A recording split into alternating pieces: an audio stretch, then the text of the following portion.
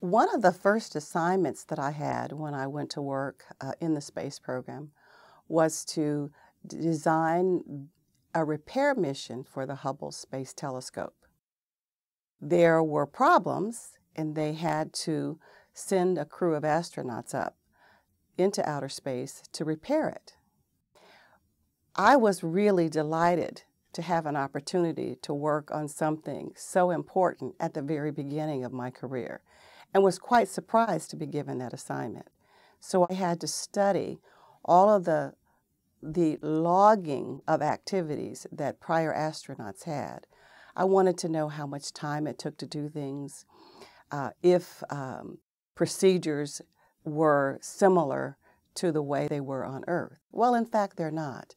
So one of the things that we accomplished was to test some things out in other environments that were not in outer space. For example, there is a very large swimming pool at Johnson Space Flight Center. So we could use that as a method of simulating those activities. There is an airplane that flies parabolic curves that at some point during their cycles, there's weightlessness. So we could try out or explore activities in an environment that was weightless, even if it was for just a few moments. I'm happy to say that the repair of the Hubble Space Telescope was successful, and it has survived many, many years longer than had been anticipated originally.